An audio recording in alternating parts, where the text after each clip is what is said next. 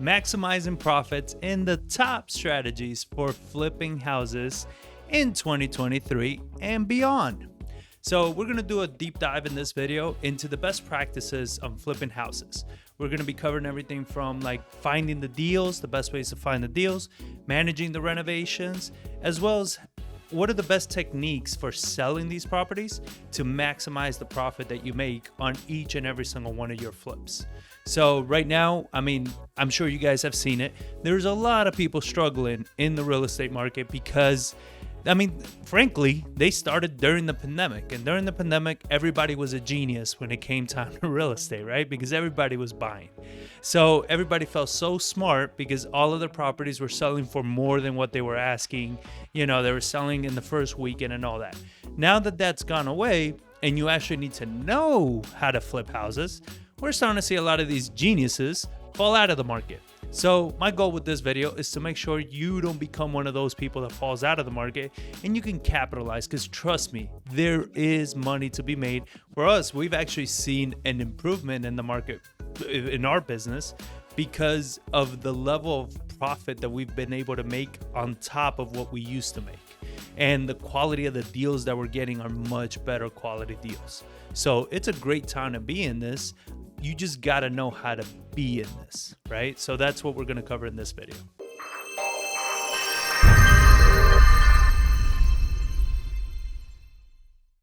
So if this is your first time joining us, I am John Barbera. I'm the owner, host of this show, of this podcast, An Investor's Journey, the owner of Prime Homes. And we cover everything from single-family real estate investing, generating deals, finding deals, managing deals, wholesaling deals, flipping properties, managing renovations, finding private money, owning rentals, subject tos, everything that has to do with the single family space. And everything that we teach is based on our experience, what has worked for us and what hasn't worked for us. So you're not going to hear anything about, the trendy Airbnb or syndication or any of that crap, because we don't do that. So that's not the channel for you. So if you want to learn how to build a single family residential investment business that's making you 6 figures a month or more, then this is the podcast for you. So if this is your first time, consider subscribing because we drop fresh videos every single week. So one of the first strategies to maximize profits when flipping houses is finding the right deal. Now, I'm going to give you 3 areas that you can find the right deal, and these are going to depend on your time availability, on the money you have available to do this, and the experience you have available to do this. So the first one is wholesalers. Now, what we do differently with wholesalers is we don't get on every wholesaler's buyers list, right? Because when you do, all you're getting is just spam. It's a bunch of nonsense, crap, all this. What we like to do is we like to find these individual wholesalers that are not a part of a major wholesaling company. And this is not to say, that there's anything bad with these major wholesaling companies.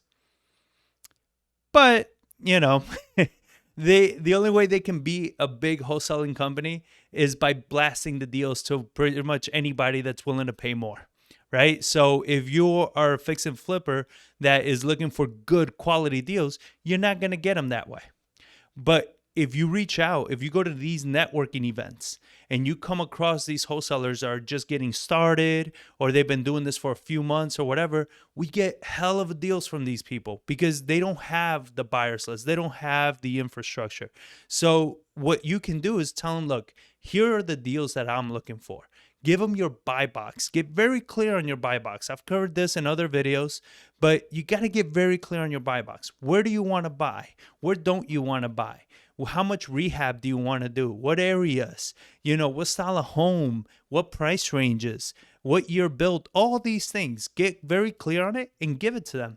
Because what that does is you're giving them a criteria where they can start marketing specifically for what you're looking for.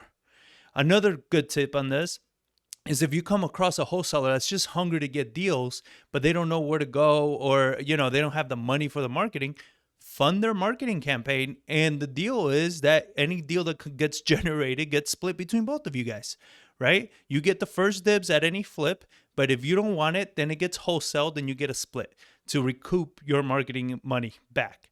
And this gives you first access to some of the best deals that you can possibly generate that way. So this is a good little hack to use when it comes time to finding deals through wholesalers. The next way to find deals is through realtors. Again, you're going to these networking events as you should be every single week. 3 to 4 networking events a month is a must for any real estate investor. You're going there, you're finding realtors. Tell them this, be like, look, I'm sure you're going to come across properties that in their current state don't qualify for traditional financing. They need work, right? If you bring those properties to me and I close them, once I rehab them and flip them, I'll give it to you for you to list. So instead of them listing a house at, let's say, $100,000, now they get to list that house for $280,000, $300,000, right? So you're giving them a much better listing. And this doesn't mean that you don't have to pay them up front for finding you the deal. You can always work that out as well. But the big thing, especially for agents, is that back end listing. So bring me these deals and you will be my listing agent. And the third way that you can use to find deals is to generate them yourself. This means you do marketing. Now, again, like I said before, if you don't have the time, this is going to be an issue. But it's the best way to do it, because if you can generate your own deals, your margin goes tremendous. The deals that we're closing right now, we're doing quick $10,000, $15,000 rehabs and making $70,000, $80,000 profits, right? Because we generated the deal. So if you can get to that level of marketing and generating your own deals, and you can do this through partnerships, you can do this through like bringing people on. There's a lot of ways that you can go ahead and start marketing for your own deals. But if you can do that, I'm telling you, it's a game changer. You can negotiate terms, you can negotiate the best deals, you can close at your time frame. It's all these things are going to become so much better and so much more profitable. And if you're just not sure, you're like, John, how the hell do I even begin doing that? Well, you're in luck, because that's what we do. We do one-on-one coaching with people and help you build a business, starting with deal gen. And so you're generating your own deals, and we teach you how to not just dispo them, but how to flip them, keep them as rentals, how to build your buyers list, how to build your private money lender list, all of this, how to build an actual business around frameworks that help you understand how to build it, how to maintain it, and how to grow it. So if you're interested in this, just text me the word YouTube to 210-794-9898 and let me know that you're interested, and we'll hop on a call. Step 2 for maximizing your profits is going to be the managing the renovation. So with managing a renovations, there's 3 areas you want to focus on: the what, the how, and the when. So let me break those down. The what is you have a property you need to flip. What work needs to get done to that property? Right? The way that you're going to figure this out is by running comps. Now, why is this so important? Because the people that I see get into trouble with flipping houses, they do what they feel is the right thing to do with that property, or what they would like to do with that property. Both of those situations don't get you paid. What you need to do is be analytical, look at the comps, and see what is selling in that area. Do the same. And then improve on it just a little bit. But do the same, because that's what buyers in that area are buying and expecting. And if you go too far outside, you're going to have 2 issues. 1, it's not going to sell. Or 2, you're going to end up just overspending tremendously on the renovation. Neither one of those are beneficial for you. Neither one of those are going to maximize your profits. The how. The how is the job going to get done? Your contractors. Don't go on Facebook or Google to find contractors. The best way to find contractors is, let's go back. You go to networking events, find flippers, find rehabbers, investors that are doing this consistently. And by consistently, I'm saying they're doing at least 5 to 10 deals a year, maybe more, hopefully more. So you go to them and you say, hey, who's your plumber? Who's your sheetrocker? Who's the tile guy you like? Who's the flooring guy? Get some recommendations. And this doesn't mean that you should rely on these people 100%, but they're better quality contractor because another investor has used them, right? And they've used them and they're comfortable enough with saying, hey, here's their contact information. So that contractor is not a total idiot, right? And you can more or less trust them a little bit. You should still, stay on top of them and do all that. But this is very important. Then once you got your contractor, another part of the how is a scope of work. You put a detailed scope of work together. This is what I need you to do. Never expect the contractor to know what needs to get done, because you took care of the what by running your comps and seeing what other properties are doing and what yours needs. So with that information, now you're taking those whats, you're creating a scope of work, and you're giving that detailed scope of work to your contractor. And what this does is it allows you to hire multiple contractors for different scopes, and you don't allow one contractor to hold your whole job hostage. And the when of this whole thing is very important, and it relates more to when do you go see the property as you're managing a renovation? The answer is every day. Every day you're at this project, you're making sure they're doing the right job. You're making sure the quality is there. You're making sure the expectations are set. Every single day you got to be at these projects, because it only takes a few days for a project to get out of whack and cost you more money, or for something to get not done correctly and cost you more delays, which pushes back your next contractors, which pushes back the timing of your whole project. So this matters, because if you can't flip in a timely manner, then the holding cost is going to kill you. And if it's not the holding cost and you happen to start flipping and finishing this project into the winter months, then you might end up taking even longer to sell that property once you put it on the market, because the buyer pool goes way down in the winter, right? So these are all timing aspects that you got to make sure you have on lock, or you're at least understanding before you get into it. When we buy properties that we're going to flip into the winter months, we want to make sure we have a bigger spread, because there's a chance that in order to sell quickly, we might have to price it a little bit lower so it sells quickly. Or we know that we're going to have to probably sit on the market for a little bit longer while that buyer comes along. So these are all things that are going to cost you money. And step number 3 is selling for maximum profit. So if you guys are finding all this information valuable, I ask you, it means the world to me if you can go to subscribe on YouTube channel, An Investor's Journey. Just hit that subscribe button, give us a thumbs up. It means the world to me. It really helps us out, grow our awareness and our channel even bigger. So if you're finding value, please do that. So selling for maximum profit, the first thing you want to make sure is the pre-list. So what do we do in the pre-list? We get professional pictures. We make sure the curb appeal is nice. This is something a lot of people neglect because they focus so much on the house and they forget that the outside of the house, that presentation when somebody pulls up, matters. And that front looks like crap a lot of the times. You have bushes, you have, dirt everywhere. It's all messed up. Clean it up, tidy it up. It makes a world of difference. The professional pictures are going to get your possible buyers to the property. But once they get to the property, that curb appeal is going to give them an impression of when they get to the house and walk in, right? If they have a bad curb appeal, in their head, they're having a kind of like, I don't know about this. So when they go inside the house, they're already looking for things that they're not going to like.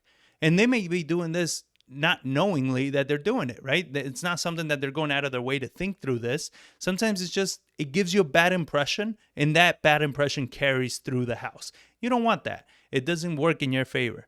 So before you list the property, make sure these things are done. Staging. We've been staging houses a lot lately. We were doing this before the pandemic. We're doing this again. Because staging gives people a visual. They don't have to imagine what to do with the house. They see what to do, what can be done, the possibilities, the opportunities that you can have with this house. And plus, it gives it a warmer feel. And remember, when buyers are buying, a lot of them, they're more emotional. So how do they feel when they're walking to the house, when they're walking through the house? Staging helps tremendously. Part 2 of this is the listing. So listing at the right price. I have a student that their agent said they were trying to get $330 for their house. Their agent says, hey, let's list at $299 and we're going to get bidding wars and bump it up that high. I'm like, that's a $30,000 bump. And when I'm running comps in that area, I'm not seeing houses selling for a tremendous amount over list price. And then also, when you're listing at such a crucial price point, like under 300, you're getting buyers that are wanting to buy under 300, not at 330. You understand? So you're hurting yourself, and that's exactly what happened to them. because they follow what the agent told them and everything. They listed for $299. The highest offer they had was like $315, I think. And it's like, yeah, you're never going to get anywhere near the $330 that you should have gotten to. You understand? When you're listing a property, you can always come down on price, but you can't go up. So if they don't bid you up, you're not going to get up there. So make sure you understand when you're listing, be competitive, because more than getting, over ask, what's important is selling quickly. Because a house sitting there vacant, which is what happened to another one of my students, they had their house sitting there vacant for a little too long. Somebody broke in and stole all the appliances. Brand new appliances, gone, right? This is why. You run the risk of things breaking, things being broken into, things being stolen. Don't do that to yourself. Understand, list competitively, and sell quickly. Get that money back to your lenders, get on to the next deal. And the last part is negotiations. This is why you want to have a really good agent if you're not one yourself, because negotiating the right deal with these people is crucial. Because sometimes they're going to come with the inspection report, and every inspection, if you've done any kind of rehab, is going to come back pages deep of issues. It doesn't matter if it's a brand new build house. Their inspectors I feel like they're paid to find flaws, right? So it doesn't even matter if it's good or not. But now what matters is you don't have to do every single one of the things that they ask you to do. Right? This is the part that you give and take a little bit, because if not, it can cost you a lot more money depending on the silly things that they're going to ask you to do. And sometimes when you start doing every little thing, they come up with more and more things as it gets closer to closing. So you want to make sure you have a good agent on your side that can help educate their agent, educate the buyer to understand that it's like not everything needs to get done. Typically what we do is we like to leave one big component so it gets flagged, that we already factored in. We already know what it is. A lot of times it's not doing the maintenance on the AC unit or something like that. So when everything gets flagged and they give them back with, a bunch of little stuff, and that big stuff, we say, hey, we're not going to do the little stuff, but we'll do this one big item. They're like, done, happy, right? Because again, they're always going to come back with these things. Now, I'm not saying, cut corners and don't do repairs. No. When I'm talking about little things, I'm talking about negligible things that don't affect the safety of the house. It's just silly little things here and there. But if it's something serious, you fix it. If there was an electrical issue, you fix it. If there's something major, you make sure you take care of it, because you got to provide a safe home for those next buyers. But I'm talking about all the little stuff. And as you get into flipping houses, you're going to see exactly what I mean. So I hope this video helped you guys out to maximize profit. If you have any questions about any of these steps that you want to go into further detail, dig a little deeper, then just text the word YouTube to 210-794-9898 and ask me your question, and I'll respond to you and give you a little bit more detail and information on whichever area has you stuck. So I appreciate you all guys for watching. If you like it, give us a thumbs up, and I'll catch you all on the next one.